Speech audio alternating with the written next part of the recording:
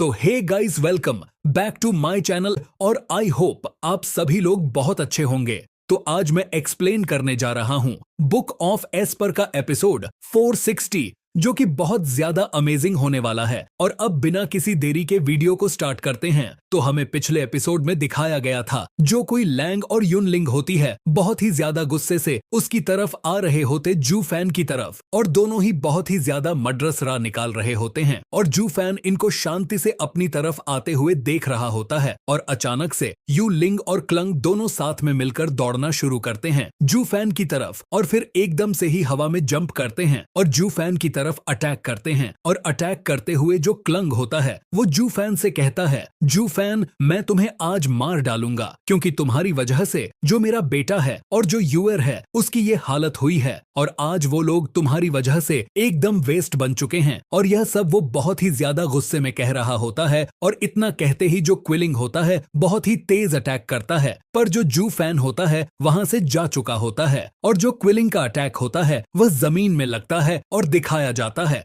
वह बहुत ही ज्यादा पावरफुल अटैक होता है, जिससे कि पूरी जमीन सेटर हो गई होती है। वहां पर बहुत बड़ा एक होल हो जाता है जमीन में, और जो कोई लैंग होता है ये सब देख के बहुत ज्यादा हैरान होता है। और क्विलिंग कहता है, आखिरकार जू फैन मेरे अटैक से कैसे बच सकता है। और फिर हमें दिखाया जाता है जो क्विलिंग और यूलिन होती है वो इस साइड खड़े होते हैं और उन्हें कुछ समझ में नहीं आ रहा होता है, और अब जू फैन को इधर उधर ढूंढ रहे होते हैं। और जो जू फैन होता है वह हाथ में झाड़ू पकड़े हुए उनके पीछे खड़ा होता है और वह उनको ही देख रहा होता है। और फिर जू फैन कहता है, आखिरकार तुम लोग करना क्या चाह रहे हो। और जब यू लिंग यह सब सुनती है तो बहुत ही ज्यादा गुस्से में, बेडस लुक में, और जू फैन से कहती है, क्या अभी भी तुम शर्मिंदा नहीं हो? और आओ फिर से पूछो कि हम क्या करेंगे। फिर यूलिन और भी ज्यादा गुस्सा होते हुए कहा है, और आज मैं तुम्हारे सर को तुम्हारे शरीर से अलग कर दूं, और मेरी बहन यूयर और कैगर के लिए मैं न्याय करूंगी, और तुम्हारा सर काटकर मैं उनको दे दूंगी जिससे कि उनको न्याय मिलेगा। और यह सब कहकर बहुत ही ज्यादा गुस्से में कह रही होती है। और तभी जू फैन हाथ में झाड़ू पकड़ के और अजीब सा चेहरा बनाते हुए कहता है, क्या उन दोनों के साथ कुछ हुआ है? और यह सब कुछ सुनकर जो यूजर की बहन होती है बहुत ज्यादा गुस्सा होती हुई कहती है, जू फैन, यह सब कुछ तुम्हारा ही किया हुआ है, और क्या तुम हम दोनों से सेटिस्फाइड नहीं हो? यूलिन और भी ज्यादा गुस्से में चिल्लाकर कहती है, और अगर अभी तुम हम दोनों से सेटिस्फाइड नहीं हो तो तुम यहाँ पर आ सकते हो। और तो और उन दोनों की लाइफ डिस्ट्रॉय हो गई, उनका पूरा करियर डिस्ट्रॉय हो गया, और उनके साथ इतना सब कुछ हो गया। क्या मैं चुप बैठी रहती? क्या मुझे कोई भी एक्शन नहीं लेना चाहिए था? और जो जू फैन होता है यह सब कुछ सुन रहा होता है और अपने कान में उंगली डालते हुए कहता है, मैंने तुम्हें बहुत पहले ही चेतावनी दी थी, पर तुम लोगों ने मेरी बिल्कुल भी ना सुनी, और जो कुछ भी उन बच्चों के साथ हो रहा है वह सब तुम्हारी वजह से हो रहा है, और तो और तुमने ही उन्हें ट्रबल में खड़ा किया है, और इस मैटर में मेरा कुछ भी लेना देना नहीं है। मैंने उनके साथ कुछ भी नहीं किया है। और फिर यहीं पे सीन कट होता है, हमें क्लंग और यूलिंग का सीन दिखाया जाता है। जो क्लंग होता है वो जू फैन से हंसते हुए कहता है, तुम आखिरकार कितने अहंकारी हो, और तुम उन लोगों में से एक हो जो अपने बैकग्राउंड के कारण इस संप्रदाय में आ गए, और तुम इसमें इंटर हुए हो अपने पेरेंट्स के रिक्वेस्ट के कारण। और क्विलिंग यह सब कह करके हंस रहा होता है। और तभी जो यूलिन होती है वो थोड़ा सा घबराते हुए कहती है, इसके पास जरूर कोई मिस्टीरियस हेवनली पावर है, नहीं तो यह हमें कभी भी चैलेंज नहीं कर पाता। और तो और ये अभी प्रोफाउंड स्टेज के 7 लेवल पर, और हम दोनों को अकेले ही चुनौती दे रहा है। इसके पास जरूर ही कोई ना कोई तो मिस्टीरियस हेवनली पावर है। और फिर यूलिंग दोबारा से जू फैन से कहती है, क्या तुम्हें नहीं पता आखिर का डिफरेंस क्या होता है मिस्टीरियस हेवनली रियलमी और गॉड रियलमी में? और शायद तुम्हें गॉड रियलमी के बारे में कुछ पता भी नहीं है। और तो और हमारे बस एक मूव के एक्शन से भले ही तुम ना मरो, पर तुम क्रिपल जरूर हो जाओगे। और तभी जू फैन बहुत ज्यादा शांति से कहता है, तुमने अभी क्या बोला कि यह सिर्फ मिस्टीरियस हेवन लेवल और जनरल गॉड लेवल रियल में है, पर मैं तुमको बता दूं कि मैं एक ऑर्डिनरी पर्सन नहीं हूं, और अब मैं तुम्हें वार्न कर रहा हूं कि अब तुम ऐसा कुछ भी मत करो, नहीं तो फिर उसके पास जो कुछ भी होगा वो बस तुम्हारी गलती होगी। पर वो लोग जू फैन की एक नहीं सुनते और बहुत चिल्ला कर कहते हैं, जू फैन, तुम बहुत ज्यादा ही अहंकार कर रहे हो। और फिर यहीं पे सीन कट होता है और हमें जू फैन का सीन दिखाया जाता है। जो जू फैन होता है वो शांति से खड़ा होता है और उसकी आंखों में एक अलग ही चमक होती है। और तभी जू फैन अपनी पावर्स का यूज करता है और चारों तरफ जू फैन की पावर जाने लगती है। और जो ये जू फैन की पावरफुल ब्लू कलर की वेव्स होते हैं, ये उनके पास भी पहुंच चुकी होती हैं। और यह सब कुछ देख के कुई लैंग और यून लिंग बहुत ही ज्यादा हैरान हो जाते हैं और बड़ी बड़ी आंखों से जू फैन की तरफ देखने लगते हैं। और तो और उन दोनों के चेहरे पे साफ दिख रहा था कि वह कितना डरे हुए और घबराए हुए हैं। और तभी क्लंग घबराते हुए कहता है, ऐसा कैसे हो सकता है? और जू फैन अपनी पावर्स को रिलीज करने के बाद कहता है, और अब तुम दोनों लोग जान गए होंगे कि मैं तुम दोनों के द्वारा डेथ एरिना में एलिमिनेट क्यों नहीं हुआ। और जू फैन हंसते हुए कहता है, जो यह स्पिरिट को प्रोटेक्ट करने की प्रॉपर्टीज हैं वजह से नहीं है, पर यह सब कुछ मेरी स्पिरिचुअल पावर की वजह से हुआ।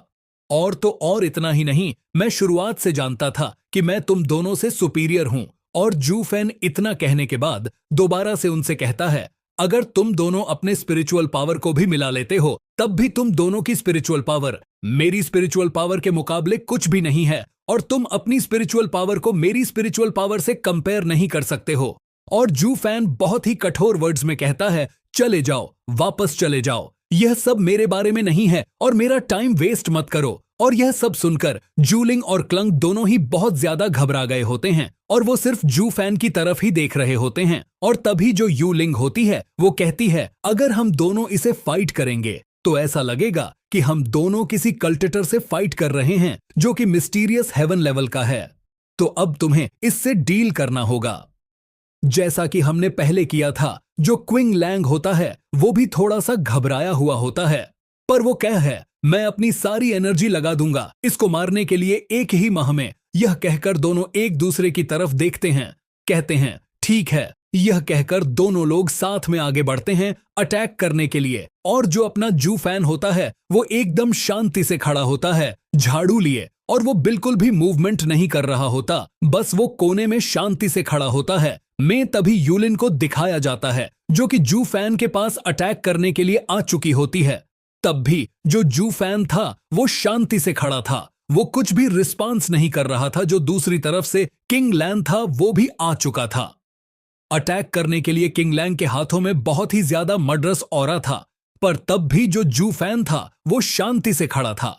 पर तभी यहां होती है शुरुआत। जू फैन हंसता है और उन दोनों के ही अटैक से बचता है। और फिर जू फैन अपने हाथ को किलिंग के हाथ में ट्रांसफॉर्म करता है। और तो और जू फैन की आंखों में दिख रहा था कि वो उन दोनों से बिल्कुल भी नहीं हारने वाला। तभी जो जू फैन के हाथ में झाड़ू होती है वो क्लंग के फेस पे मारता है, जिससे कि कुलैंग की हालत बहुत ही ज्यादा बुरी हो गई थी।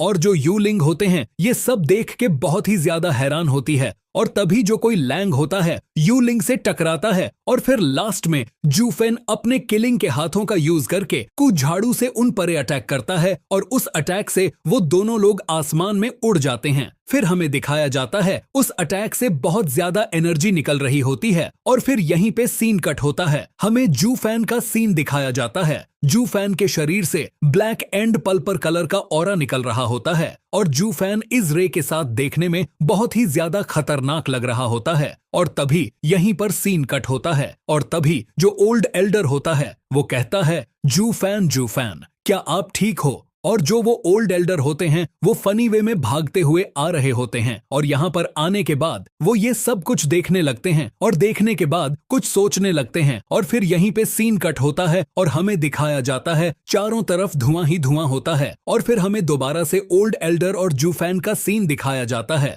जो ओल्ड एल्डर होते हैं वो पूछते हैं जू फैन से, आखिरकार यहाँ पर हो क्या रहा है? और तभी जू फैन क्यों कहता है, एल्डर जुवान आप यहाँ पर क्या कर रहे हो? और तभी एल्डर जुवान कहते हैं, मैं यहाँ पर इन दोनों को रोकने के लिए आया था, जिसके कारण 4 एडमायरीन करने दो। और तभी एल्डर युवान उस धुएं की तरफ देखते हुए कहते हैं, पर यहाँ की हालत को देखते हुए ऐसा लग रहा है इन सब चीजों की जरूरत नहीं है। और तभी जो जू फैन होता है वो दूसरी तरफ देखते हुए और हंसते हुए कहता है, थैंक यू एल्डर युवान, आपने मेरे बारे में इतना सब कुछ सोचा, पर अभी इन सब चीजों की नीड नहीं है। और आप कुछ लोगों को बुलाओ और इन्हें ले जाने के लिए बोलो। मैं अभी भी कुछ दिनों के लिए यहीं पर रहना चाहता हूं और आपको ज्यादा सोचने की जरूरत नहीं है।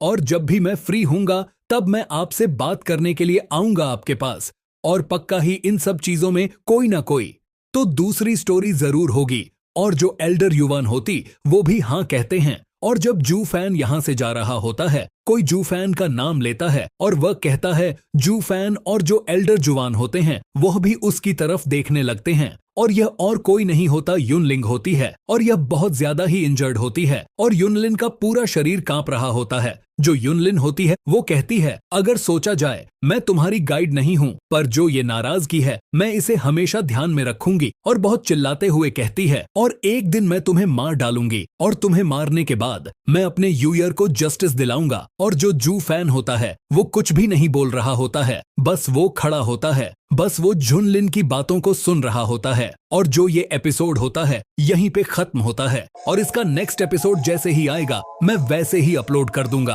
और मैंने इस वीडियो को बनाने के लिए अपना पूरा बेस्ट दिया। और अगर आप लोगों को कोई मिस्टेक लगती है तो प्लीज कमेंट कर दो, अगली वीडियो में मैं उसको अच्छे से सुधार लूंगा। भाई प्लीज आज के सब्सक्राइबर कंप्लीट करा दो, और आप लोग बहुत ज्यादा सपोर्ट दिखा रहे हो, उसके लिए थैंक यू सो मच।